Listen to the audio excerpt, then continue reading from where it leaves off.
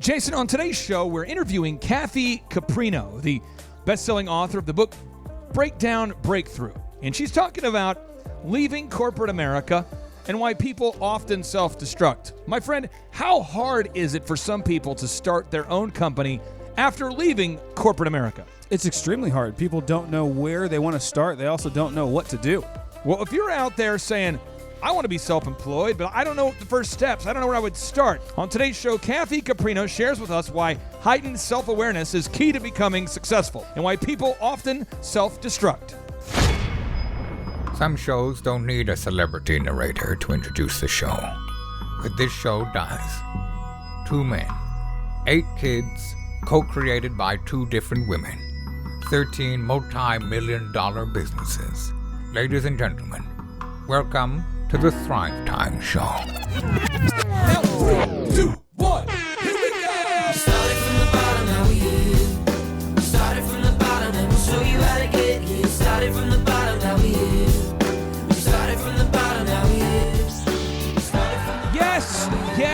Yes, and yes, Thrive Nation. On today's show, we have a special guest, an incredible woman by the name of Kathy Caprino. Kathy Caprino, welcome on to the Thrive Time Show. How are you? Oh, thank you for having me, Clay. I am good today. Today was one of those days where things you've been hoping for start coming through. So I'm happy as can be. Kathy, are you a musical person? Do you like music? I love music, and I'm a singer on the side. Did you know that? I did know this. What music do you like to listen to kind of get you into that positive mojo?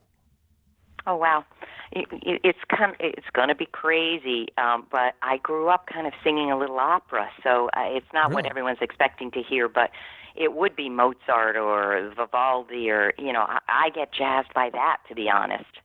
Well, but sometimes I listen to pop and jazz and all sorts of other things. All right, so you are into the music. Now, for the listeners out there who are not familiar with your backstory, can you share with the listeners about your career and where you believe that your career really started? Yeah, so I'd love to start with where it is today, but it sure wasn't like that before. So today I focus on writing, speaking, training, teaching, and my sweet spot is midlife women. And it's all about helping them advance and find brave and close their power gaps and basically do what they came to this planet to do and have more confidence and joy doing it. The reason I do that now is I had 18 years of the opposite. I was in corporate America, and now I know what the problem was, but I didn't then. I never loved it, Clay. I never felt at home. I was in marketing and publishing, and then I did market research for some years, and then I was a product management VP. And, you can be successful on the outside, and that's what I was. I made a lot of money, managed big budgets, global stuff, big staff, but I never really felt I was in the right place, and I didn't understand that.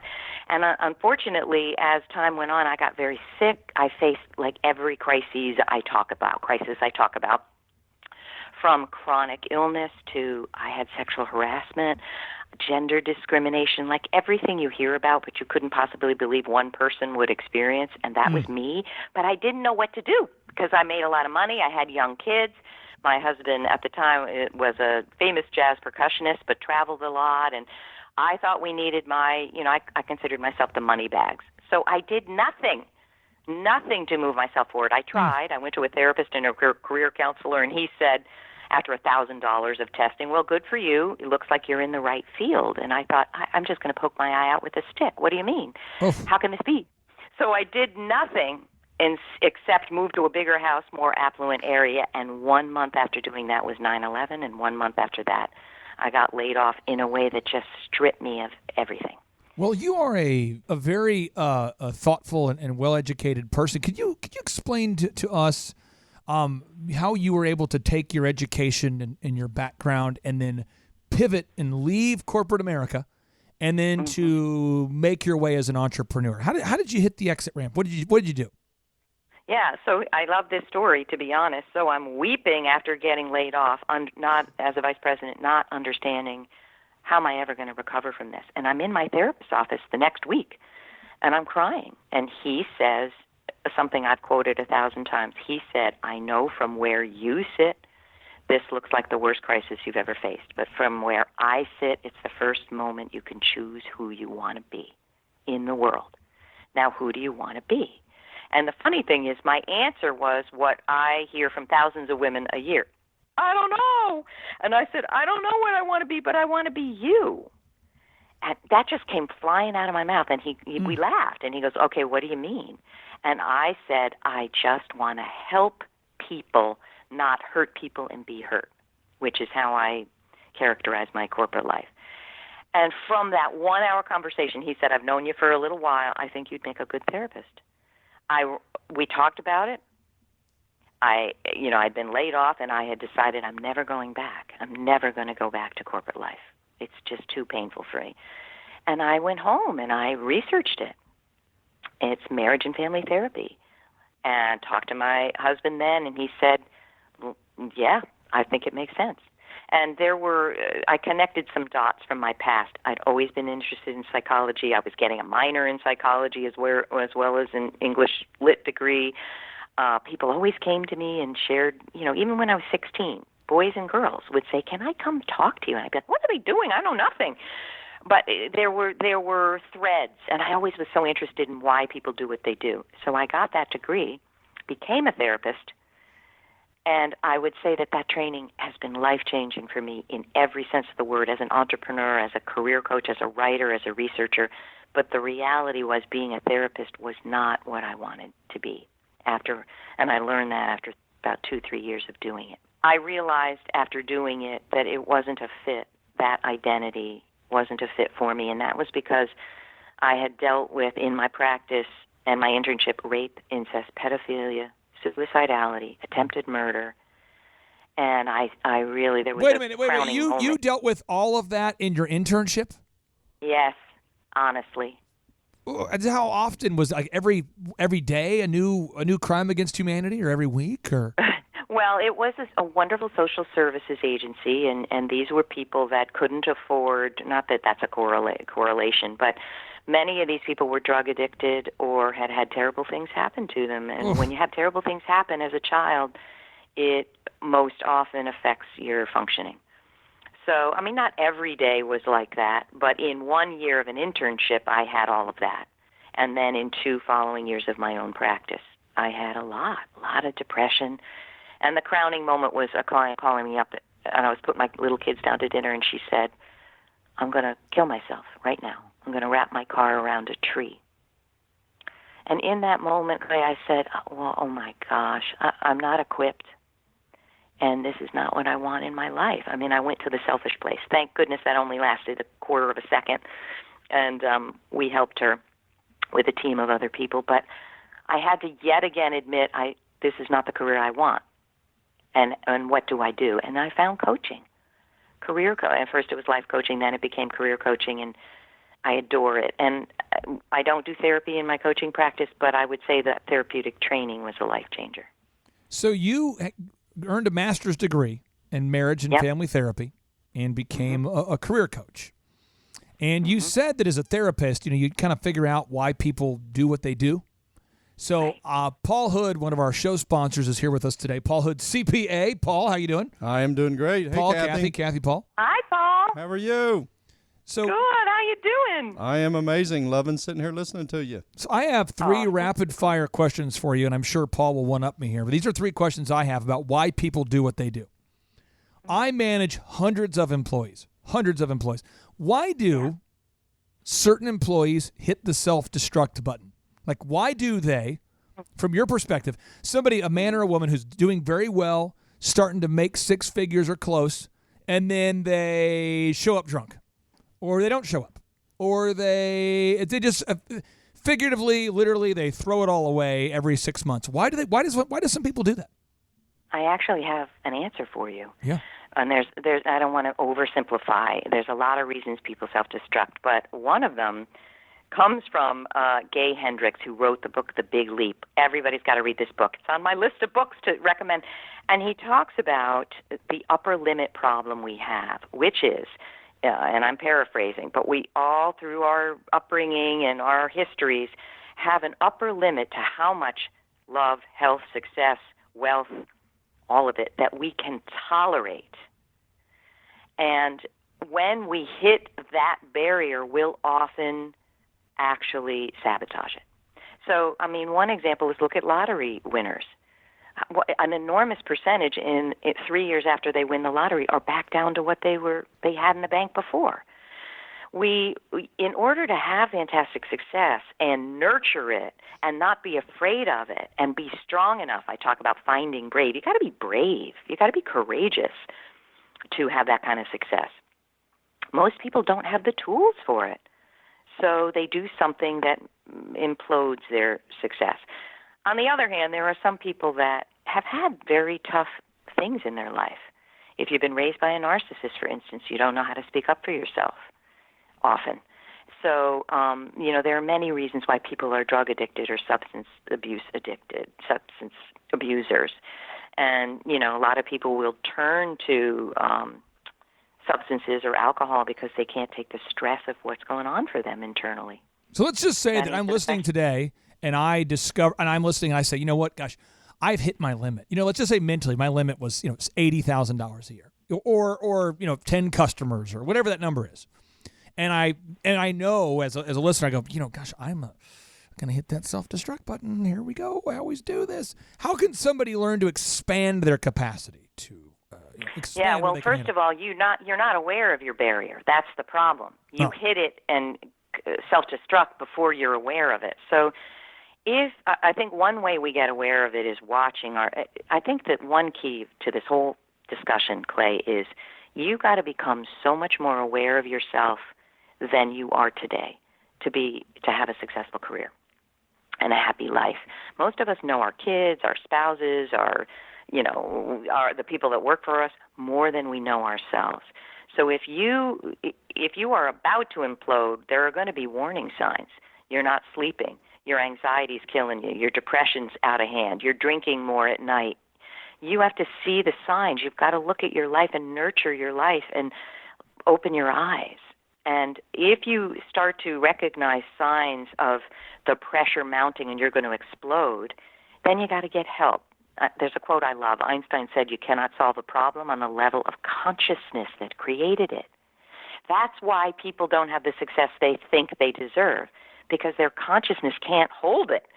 So you need outside help. Go get a therapist. Go get a coach. Go get a mentor. Go get a sponsor.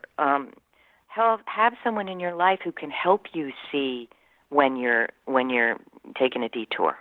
Now, my third question here before Paul one-ups me with a better question. Oh, Paul, I got you, Clay. is there's a lot of women out there, a lot of single ladies, a lot of married ladies, a lot of single ladies, a lot of married ladies, and a lot of them, they're saying, Kathy, am living in a world that's, mostly men are in charge. You've got, we're going to have Carly Fiorina on the show here soon, the former CEO of Hewlett-Packard, Sarah Blakely, the youngest billionaire female, Oprah billionaire. There's a lot of women who've broken through this glass ceiling. But for some women out there who maybe, can't have access to, or they think they can't, what does it cost to hire you or somebody like you to career coach them? And then what does that look like? Oh, yeah. So I once was talked to on a radio show, and they actually had me on kind of to lambaste how expensive it is. So I hope we're not going there. But no. You can find great coaches at a wide range of pricing. You can find $100 an hour coaches. So I'm at about $500 an hour and $675 for executive coaching. And, there's all sorts of reasons why we charge what we charge. And one thing I got to say, while that's what people would pay for private coaching with me, I am absolutely committed to not just working with those who have that kind of money, but so I do my podcast, which is free to anyone. I do videos. I do free webinars. One is coming up next week. Actually Wednesday. So I am committed to serving a wide range of people, but my one-on-one time comes at a premium. But what it looks like is, and the way to find a great career coach is look at their website, look at their thought leadership. Are they putting things out in the world that you nod your head and go, oh, Kathy or Clay, you're speaking my language. I feel like you're inside my head. Yeah. And number two, do they have a proven model for change? Do they have a proven model for change? That is the question. The word lambaste means to criticize harshly, chastise, censure, condemn. I would say, if anything, Kathy, I mean this sincerely, I pay for coaching. You know, I've had Carlton Pearson, the legendary televangelist. You know, I've hired him to teach me speaking. I've hired Wes Carter, my attorney, represents Joel Osteen and T.D. Jakes and big people. And all the top, the top advisors, the top coaches, the top consultants I've worked with, that's about what they charge per hour. And I think that's a really good price to pay if it unlocks. If you're stuck in a rut and you can't unlock, you're just stuck there going around in circles. You're like a ship without a rudder, just going around and around and around. I mean, if you're stuck in that, $500 an hour, that's a good deal. How long do people work with you usually? Is it like a year? Is it 6 months? A couple of weeks? Oh, it so varies. And I'm right with you. I feel like the entrepreneurs listening, I think one way to assess your value is what are the results you have and how can you measure that value. And they do. I'm all about breakthrough. That was my book, Breakdown Breakthrough. I want you to have a breakthrough in the first hour that we talk. And if that isn't happening, I'm not really doing the job I want to do. So really, some people come for one session, and that's all they can afford. Some people do my 10 sessions. Some people come for a year. It really varies. But the whole idea is, how do we break through to another level of consciousness, really? I mean, that sounds very highfalutin. But it's really, what are you doing? What are your power gaps? Because I've done a lot of research on what holds people back, and I've seen for women there are 7 damaging power gaps. And I can see those power gaps in about literally 5 minutes of talking to someone when they share what their challenges are. So it's breakthrough. So I'm with you. I just went to a coach, a singing coach, who some of her clients have been Steven Tyler, Bon Jovi, and my singing friends are like, what makes you think you deserve that? And I could see it in their eyes. I'm like, look, she took me. I'm going because if I'm going to pay money, I want the best. Kathy, earlier you spoke about these power gaps. Can you break down what are these power gaps? You said there's 7 power gaps, I believe. Talk to me about the power gaps. I'm so excited to tell you. Here they are.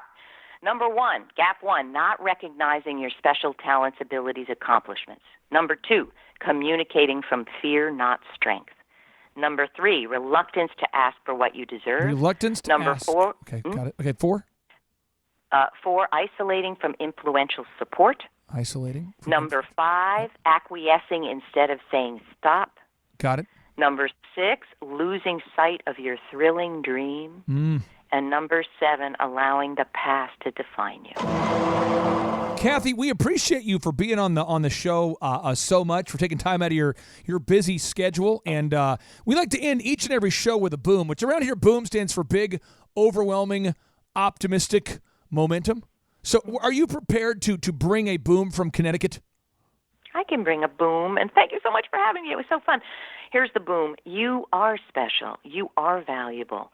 You are needed in the world, but are you operating as the author of your life? Are you finding brave every moment, which means doing the scary thing that every day that you can, that you would say, if I can do that, I can do anything. That's what you need to do to actually bring yourself to the highest level in whatever you do. Find brave. I hope that's helpful. My brain just exploded. I'm going to have to go duct tape my head after I listen to this podcast 2 or 3 times to break down all the knowledge bombs. Kathy Caprino, thank you for being on the show. I hope you have a great evening.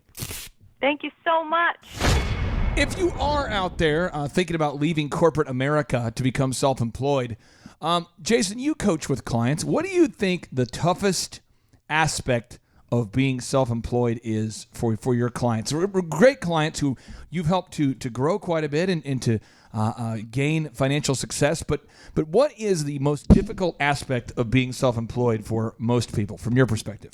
From my perspective, it's a lot of people have an employee mindset. They have worked like a 9-to-5 job their entire life. Yep. And so once they become self-employed, they're missing that direction.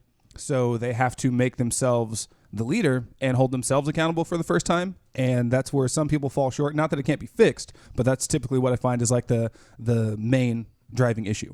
And I will tell you this about Elon Musk has a quote, but he talks about how he says you just have to work 80 to 100 hours per week, Right. every week to get that traction. And I agree with that when you're starting your company. So if you're out there today and you're saying, I want to leave corporate America, but I don't want to work like that, I would recommend buying a franchise. And I would recommend you look into a franchise because the data shows that 9 out of 10 startups fail, according to Forbes and all of the other research materials you can find out there. 9 out of 10 startups fail.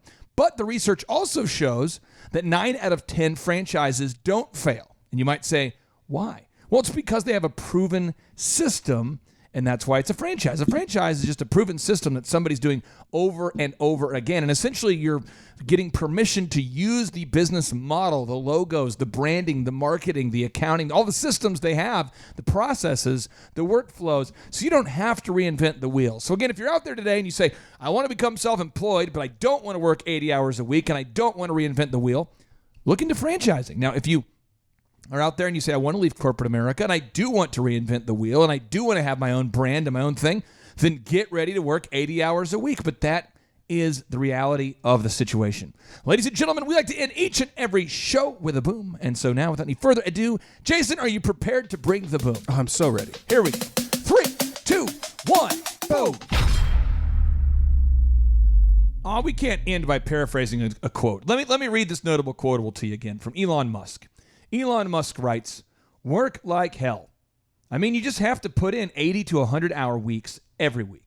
This improves the odds of success. If other people are putting in 40-hour work weeks and you're putting in 100-hour weeks, then even if you're doing the same thing, you know that you will achieve in 4 months what it takes them a year to achieve. Think about that. Think about that. If you're going to start a company today, if you're wanting to leave the wage cage of corporate America and to start your own thing, you're going to have to grind. Today, I woke up at 3 a.m. It is now, at the time we're editing today's podcast, it is now 5:15 a.m. And let me just tell you my schedule for today, and that way I'm going to give some context to this because I've got a busy day, and maybe busy to me means busy. Maybe my version of busy doesn't mean busy to you. So here we are today. We are at 5:16 a.m. I woke up this morning at 3 a.m., and here's my schedule. At 7 a.m., I will hop on a call with a 13-point assessment with a client or someone who would like to be a coaching client, and we're always booked out, so we have like one opening a month, and so my job is to figure out who's the best fit. Then at 8 a.m., I have yet another 13-point assessment, and then again at 9 o'clock, another one. And then at 9:30, I'm going to be 9 o'clock here, it looks like. I have a coaching call with one of my clients. And then at 10 o'clock, I'm meeting with a client to help them franchise their business. So we're meeting from 10 to 3. And then at 3 o'clock, I leave to pick up my son and to take him to his DJ gig at the Hub gym where he's DJing. And then I've just got a full schedule today. Well, what time did it start? I've started today at 3. And in case you missed that part, I'm ending my day at 3. Now, that would be a 12-hour day. I never work less than 12 hours a day. So that would be 60 hours a week. I never work less than 12. But I like to also sneak in. I like to work from 3 a.m. to 9 a.m. on Saturdays as well. So I'm just throwing it out there for you. I never, ever work less ever than 66 hours a week. Ever. Why? Because I like it. I'm good at it. Also, I believe that from my perspective, because I am a person who believes that the Bible is a literal thing, the Bible was originally written in what language? Hebrew. And the Old Testament, right? The Old Testament, which I believe is part of the Bible, was written in Hebrew. And in the Hebrew text, if you look it up, if you get a chance to look it up, the Bible, it talks about how work should be worship. Well, the issue is that in the Hebrew language, in the Hebrew original language, the word work meant worship. So it says work as unto the Lord, right? In the Bible, it says work as unto the Lord. Well, I believe that means I'm supposed to worship as unto the Lord. I believe that my work and my worship are the same thing. I also believe that in both Exodus and in Genesis, where it talks about working 6 days a week and resting on the seventh, I believe that's a literal thing. So I have always worked 6 days a week. I don't understand the concept of working 5 days a week or 4 days a week or 3 days a week. And what's interesting for me as a coach and consultant is that I have interviewed now, and Jason, you've seen this. We've interviewed billionaires, millionaires. Yep. We've interviewed Wolfgang Puck. True. John Maxwell. We have just huge personalities. Yeah. And what's crazy is none of them have ever told me that they have worked less than 60 hours a week en route to their success. None of them. Not a single one. But don't most people who want to become successful want to see if they can be the first one in the history of the world to become successful while working less than 60 hours a week? Like from the jump. Right. And you like the Joe Rogan podcast. I love it. And he interviewed Elon Musk. And Elon Musk says you got to work 80 to 100 hours a week. That's true. Steve Jobs talked about the importance of work ethic. Thomas Edison said that success, he says it's 1% inspiration and 99% perspiration. So if you're out there today and you want to achieve massive success, you got to be willing to put in massive work. You can't be out there wanting to reap a harvest and not be willing to put in the work. I call this the 6th day principle. Rest on that Sabbath. Rest on that 7th day. Take a day off, yes, but you got to grind. You got to rise and grind. You got to put it, you just got to work 6 days a week if you want to escape the wage cage. Now then, once you get to where you want to go, after you've made the trade-offs, then you can do whatever you want. You can have the Dr. Z schedule, but Dr. Z worked 7 days a week before he was able to achieve time and financial freedom. There's just no other way. So now, ladies and gentlemen, without any further ado, we typically end the show with a boom, but I guess we'll do it again. So here we go. I call this song Boom, in the key of boom. It might sound familiar, but here we go. I think I have heard this. Let's go. Please stop. Boom, boom, boom, boom, boom, boom. Boom, boom, boom, boom, boom, boom, boom. Boom, boom, boom, boom, boom, boom, boom, boom, boom. Everybody out. Boom, boom, boom, boom, boom, boom, boom, boom, boom.